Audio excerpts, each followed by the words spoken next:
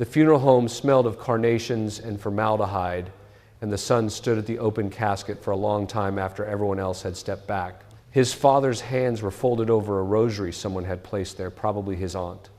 They were large hands, the hands of a man who had worked with them for 40 years, a contractor, concrete and steel framing, and on the right hand there was a gold ring, a signet ring with a small cross engraved on it that the son had seen on his father every single day of his childhood. He stood there in his rented suit and he looked at that ring for a long time. Then he reached in and took it off the cold hand. He put it on his own finger. It fit, just slightly loose. And he left the funeral home wearing it. I want to tell you about the year that followed. I should be precise from the beginning about what I mean and what I do not mean, because confusion here causes real harm. I am not telling you that the ring was cursed. I am not telling you that wearing a dead man's jewelry is forbidden or that objects carry automatic spiritual peril. The church has never taught that. What I am telling you is that the story of this man, a composite drawn from multiple cases I have encountered in this work, with all identifying details changed, as I am required to do, is the story of how a legitimate grief combined with a specific door that had been left open in his father's life and a particular kind of attachment that reached across death itself produced conditions the enemy was willing to exploit. The ring was not the cause, but the ring became the hinge. My name is Father Chad Ripperger. I have been a priest for more than 25 years and an exorcist for most of that time. I trained in the Thomistic tradition under the scholastic framework that has served the Church for 8 centuries as its primary instrument for understanding what is real and what is not. I work within the boundaries of the Church and under Episcopal authority. What I tell you here is drawn from that work, anchored in church teaching in the scholastic tradition, and offered to you not to frighten you but to arm you. The man I will call Thomas was 37 when his father died. His father had been 69. The death was a heart attack, not entirely unexpected. The man had had 2 previous cardiac events, had been told to change things. He had not fully changed, but it came fast enough that Thomas had not been present. He had gotten the call at work, had driven 4 hours to the hospital, and his father was already gone when he arrived. The nurses were kind. Someone had already called the priest. Thomas sat in a corridor chair outside the room and stared at the linoleum floor for a long time. That matters. Unresolved presence at the moment of death, the absence of the final conversation, the final anointing scene, the hand held through the last hour is its own wound. Thomas did not know it yet, but that absence would run underneath everything that followed, like water under stone. He was not a practicing Catholic. He had been raised in the faith, baptized and confirmed, had made his first confession and his first communion at the ordinary ages. But he had drifted away in his mid-20s, the ordinary story of that generation. A demanding career, a marriage that stretched and eventually ended, a general sense that the faith was something he would return to eventually when his life settled, when he had time. His father had been different. The father had kept the faith consistently, daily rosary after dinner, monthly confession, weekly mass at the same parish for 30 years. Not spoken about much, not in Thomas's memory, but present the way a man's character is present without being announced. The signet ring with the cross had been a gift from the father's own father at his confirmation, and he had worn it every day for 40 years. Thomas drove home from the funeral with that ring on his hand. He touched it at every traffic light on the highway. The first weeks were ordinary grief, insomnia, the sudden ambush of memory in the middle of a grocery store, a brand of instant coffee his father had always bought, on a shelf at eye level, and then standing there in the aisle unable to move for a moment. He dreamed of his father in ordinary ways, kitchen table dreams, the kind where the dead person is simply present again, doing nothing remarkable. He found himself touching the ring constantly through the day, the way you touch a sore tooth, not to hurt yourself, but because the sensation confirmed something real, something still there. He told himself he was keeping his father close. He believed that. There was nothing sinister in his intention. There is almost never anything sinister in the intention at the beginning. Around 6 weeks after the funeral, the dreams shifted. Not nightmares, not at first. He still dreamed of his father in ordinary settings, the two of them watching a baseball game, his father teaching him to parallel park a car in a church lot on a Saturday morning, a kitchen from his childhood with the particular yellow of the cabinet paint. But something in the dreams was wrong by a degree. His father would say things that his father would not have said. The tone was off. The way a recording of a person's voice is never quite the same as the person, flatter, slightly too deliberate. In one dream, his father sat across from him at that yellow cabinet kitchen table and told him in a conversational voice that he didn't need to go to confession, that it was something priests said to keep control over people, and that God didn't work that way. The dream father said it the way you tell someone not to bother with an umbrella when the rain is light. Thomas woke from that dream with his heart going and an unease he could not explain and did not fully examine. He did not go to confession. By the third month, two things happened close together. A woman he had been seeing for several months ended the relationship. She said he was not present, that he seemed to be living somewhere else, that she felt like she was competing with something she couldn't see. He did not argue with her because he could not identify what she was naming, only that she was not wrong. And second, he began to notice that the study in his apartment, the room where he had arranged his father's books on shelves after bringing them home from the estate, had begun to feel different after dark. Not threatening, not at first, just altered, a change in the quality of the silence, a faint pressure at the edges of the room. He would sit down to read and find his concentration dissolving after 10 minutes, his eyes going to the corners. He started doing his reading in the kitchen instead, at the table, with all the lights on. He still wore the ring every day. In the fourth month, he told a coworker about the feeling in the room. The coworker, not a religious man, suggested he might have carbon monoxide, or that grief does things to perception. Both of these are true possibilities, and I want you to hold that. The natural explanation should always be investigated first. Thomas had the apartment tested. The detector read clean. The feeling in the study did not diminish. I want to stop here and place what Thomas was experiencing into its proper theological context, because without that context, the story can be misread in two opposite directions, either dismissed entirely as grief psychology or inflated into something the tradition does not support. Neither reading serves him or you. Thomas Aquinas, in the Summa Theologiae, questions 50 through 64 of the first part, establishes with precision the nature and capacity of angelic beings, including the fallen angels we call demons. They are pure intellect without matter, extraordinarily powerful within the limits God establishes, and their knowledge of human psychology exceeds our own self-knowledge by an enormous margin. They have had millennia to observe humanity. They are not omniscient, that belongs to God alone, and they cannot compel the will. But they can suggest, they can create impressions in the imagination, introduce thoughts that feel foreign and inserted, manipulate the circumstances of a life, and work through objects and through disordered affections when a door has been left open for them. The door that mattered in Thomas's case was not the ring. The door was what the ring represented, an attachment to his father that had crossed the boundary grief is supposed to observe. Grief, rightly ordered, moves toward acceptance and hope. It mourns the dead, prays for them, releases them into the hands of God, and then allows the living to continue living. Grief that becomes a form of retention, holding the dead in place through objects, through daily ritual touching, through the refusal to let the relationship transform into the kind of love the living owe the departed, which is prayer and the offering of masses. Grief of that kind creates a spiritual condition the scholastics would recognize as a disordered affection. And disordered affection is in the tradition of foothold. St. Peter tells us in his first letter, chapter 5, verse 8, that our adversary, the devil, walks about like a roaring lion, seeking whom he may devour. The verb is precise. He seeks. He surveys each soul and looks for its specific point of weakness, the particular wound or disorder that might serve as leverage. A man whose grief has become an anchor, who has transferred his relationship with a dead man into a physical object worn on his body every day, who has been outside the sacramental life for 11 years. That man is not automatically oppressed or possessed. Those are specific canonical categories with specific diagnostic criteria. And I am careful about the word possession, because most people who come to me with frightening experiences are neither oppressed nor possessed. They are struggling with ordinary human darkness and spiritual neglect. But that man has moved closer to the edge than he realizes.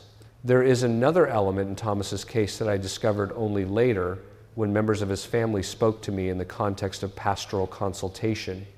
His father, a good man, by external measure faithful to the end, had in his middle years been involved in something he later confessed and renounced, something that had required real conversion to leave behind. I cannot say more than that without violating the privacy of a family I serve. But the principle is established in the tradition. A parent's unresolved spiritual debts, especially anything connected to occult involvement, can create vulnerabilities that transmit to children not guilt, never guilt. The child bears no guilt for the parent's choices, but a weakness in the spiritual structure of a family line, a gap in the protection that the enemy knows and exploits with patience and precision. The Roman ritual of 1614, which I regard as the more effective instrument when compared to the 1999 revision that softened its adjurations and hedged its authority, includes specific prayers addressing exactly these generational chains. This is not superstition. This is the church acknowledging, as it has always acknowledged, that sin has structural consequences extending beyond the individual who committed it. Dr. Richard Gallagher, a psychiatrist who has consulted on exorcism cases for decades and written with careful restraint about his observations, has noted that the cases he found most credible were precisely those involving a combination of psychological vulnerability and phenomena that could not be accounted for by any naturalistic framework he had access to. Thomas was not disturbed. He was functional, employed, socially connected. But functional men can be oppressed. The Curé d'Ars, Jean-Marie Vianney, he died on the 4th of August, 1859, was physically assaulted by what he called le grappin, the claw, for years. Noise in the night, blows, interrupted sleep. He was a saint of the church. He was attacked. Padre Pio bore the stigmata from the 20th of September, 1918, until his death 50 years later. He also described combat with demonic forces throughout his priesthood. These are not men at the fringe of Catholic understanding. They are at its center. And if they could be targeted, the logic that says ordinary men in states of spiritual vulnerability are safe simply does not hold. Thomas was neither of these men. He was a man with a ring on his hand and a room he avoided at night and a grief that had not been given to God. In the 5th month, he called a priest he had known briefly years earlier, not to make confession, he was not ready for that, but to ask a question. He asked whether it was theologically strange that he wore his father's ring, whether there was anything problematic about it. The priest, a careful good man, told him it was not inherently problematic, which is true, and left the conversation there. He did not ask what else was happening in Thomas's life. That conversation was the moment the case might have been caught early, and it passed without catching. By the 7th month, the intrusive thoughts had begun. Intrusive thoughts in the context of this work are distinct from the ordinary noise of a troubled mind, and the distinction matters. They have a quality that those who have experienced them describe with remarkable consistency across cultures and circumstances. They feel inserted rather than generated. They arrive with a force disproportionate to the person's actual emotional state at that moment, and they tend to cluster around a specific target. In Thomas's case, the thoughts were principally two kinds. The first was blasphemy, not philosophical doubt about God, but specific, vivid, obscene thoughts directed at the sacred, arriving without warning, horrifying him precisely because they felt alien to who he was. The second was a targeted, persistent suggestion that his specific history made him beyond the reach of divine mercy, not general guilt about the past, not reasonable contrition.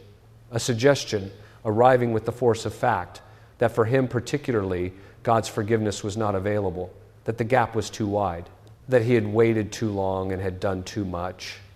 This is a classic stratagem. The enemy cannot reach a soul that is in the state of grace receiving the sacraments. So he attacks the thing that would bring the soul to the sacraments. He attacks confidence and mercy. He tries to make the door of the confessional feel like a door that has been locked against you specifically. Thomas began to avoid churches. He told himself it was because the incense triggered memories of his father's funeral. That was partly true. But the avoidance went deeper, and he sensed that without being able to articulate it. In the 9th month, a woman who worked in Thomas's building and who happened to be an observant Catholic told him about a priest she knew who did pastoral work in this area. She said she had noticed something in Thomas she could not explain. She described it as his looking like a man walking in fog. She gave him a phone number. He waited 3 weeks before calling it. He came to see me on a Thursday afternoon. He sat across from me in an ordinary room, not a chapel, not a confessional, 2 chairs and a window with gray November light coming through it, and he told me his year. He still wore the ring. I noticed it within the first 2 minutes. What I told him over the next 2 hours is what I want to give you now, because it is the resolution of his case and the lesson that belongs to you. The first thing I asked was his sacramental history, not his moral history. When had he last received confession? Had he received the Eucharist since then, and in what state? Had there been any deliberate involvement with the occult by him or, to his knowledge, by anyone in his immediate family?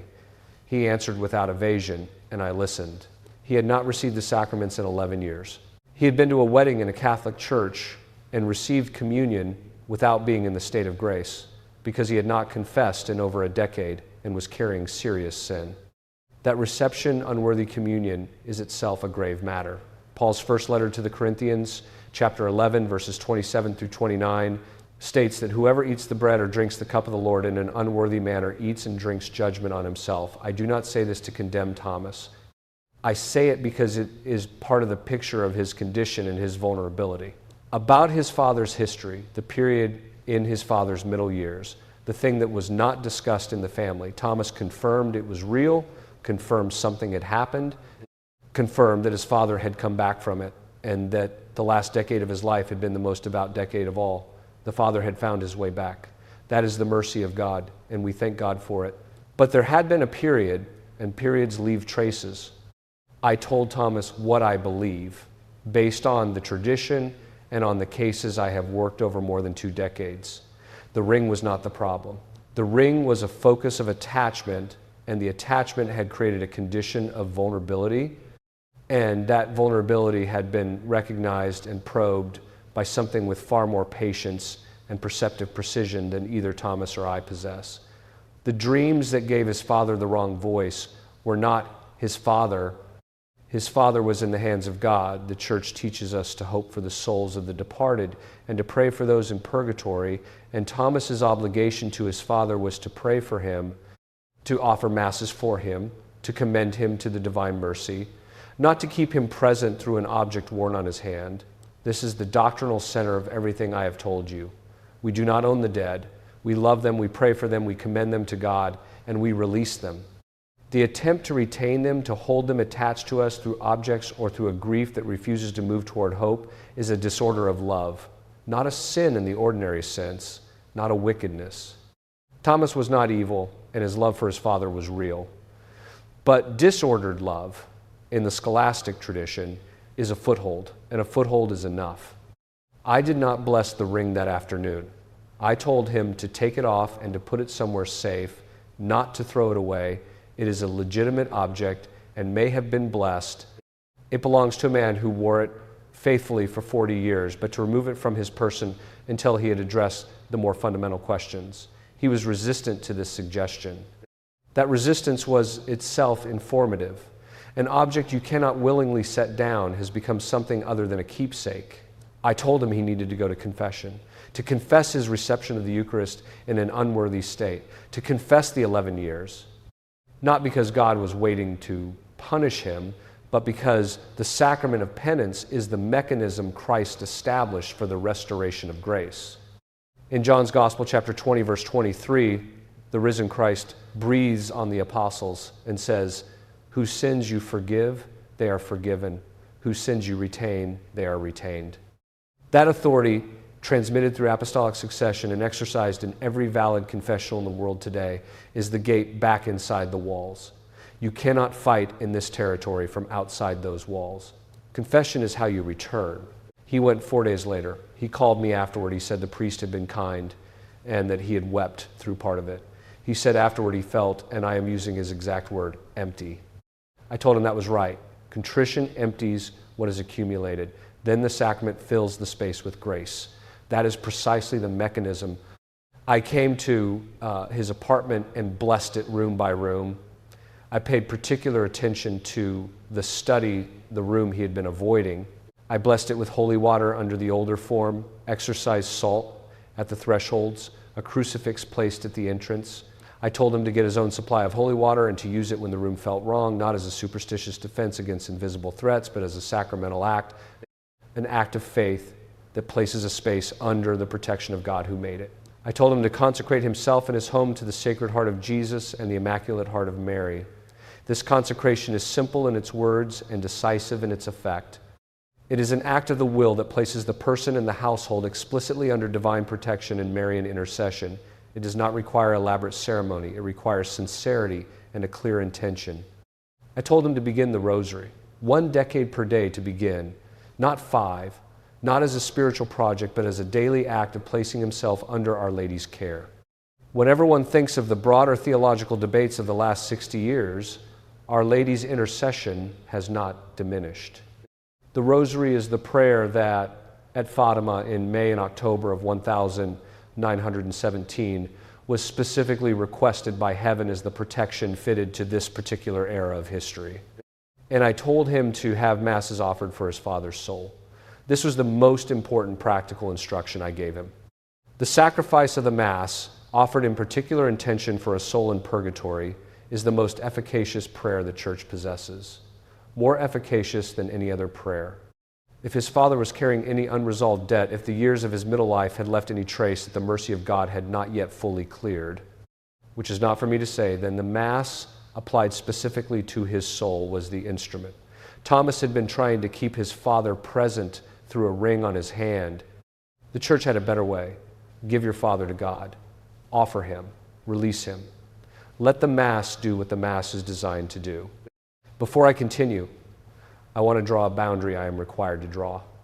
What Thomas experienced, the disturbed dreams, the intrusive thoughts, the discomfort in the study does not constitute a diagnosis applicable to every grieving person. Grief is powerful. The human mind under extended stress generates its own distortions. I am not a psychiatrist. I do not diagnose in that field. What I can say is that in this case, these experiences responded specifically and measurably to specifically sacramental interventions, and that the response followed the pattern I have observed consistently across similar cases over more than 2 decades of this work. I offer it as pattern, not as a universal claim. He took the ring off 3 weeks after that first conversation. He placed it in a small wooden box he made himself. He told me later that the night he removed it and put it in the box and set the box on a shelf in the closet, he slept without dreaming for the first time in months. I am not prepared to explain that with more precision than the tradition provides. The tradition says that attachment is a hook and removing it removes the leverage. That matches what Thomas experienced. The intrusive thoughts diminished over the weeks that followed. Not immediately, not cleanly. These things rarely resolve like a switch thrown, but they lost force. They returned to something he recognized as his own anxiety rather than something that felt externally inserted. The sense in the study lightened after the blessing and diminished further over the following months. He began attending Mass. Then, weekly, he found a parish offering the traditional Latin Mass within an hour's drive, and he started making that drive on Sundays. He began monthly confession. He came back to see me in the 12th month, the anniversary of the year that had begun at that funeral home. He was carrying the ring in the wooden box. He set it on the table between us.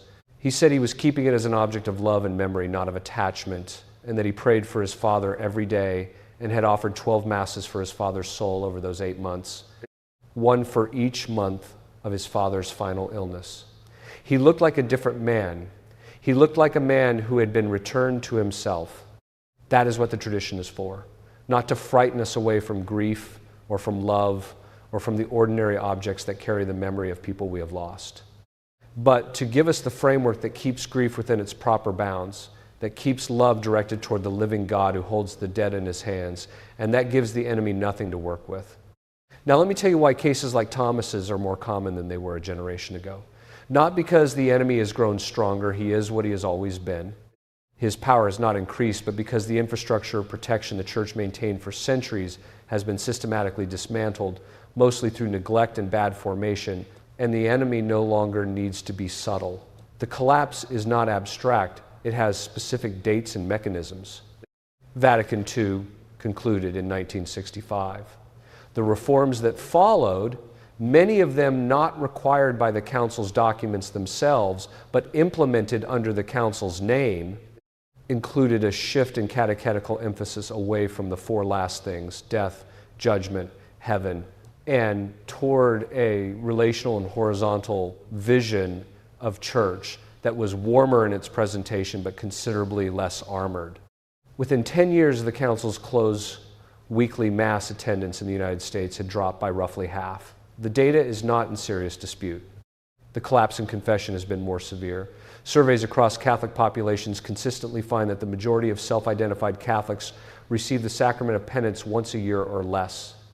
Many have not confessed in decades.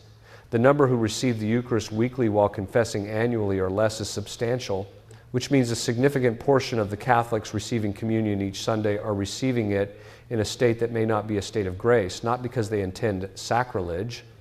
Most of them do not understand the distinction because no one taught it to them. The teaching on the real presence, that what appears to be bread on the altar after the words of consecration is actually substantially the body, blood, soul, and divinity of Jesus Christ, is the central claim of Catholic sacramental theology. Survey data consistently finds that large percentages of self-identified Catholics do not hold this belief. They receive what they understand to be a symbol. A symbol does not fortify the soul. The Eucharist received worthily by a soul that understands what it is receiving is the most powerful protective grace available to a human being in this life. The 1999 revision of the rite of exorcism is gentler in its language toward the demon, more cautious in its adjurations, more open to naturalistic explanation at every stage. I understand the pastoral instincts that drove those changes. I do not share the assessment that the result is an improvement. The 1614. Ritual named the enemy directly, addressed him in terms that acknowledged his nature and his defeat at Calvary, and commanded him with an authority tested over 4 centuries of use. The 1999 rite is more hedged. In spiritual combat, hedging is not a virtue. The family structures that once transmitted the faith across generations have also fractured in ways with measurable consequences. No-fault divorce, which began in California in 1969 and spread through every state over the following decades, transformed marriage from a sacramental permanence into a dissoluble contract. The children of fractured families receive fractured formation. Formation that is fractured is formation that leaves gaps. The enemy has studied every gap.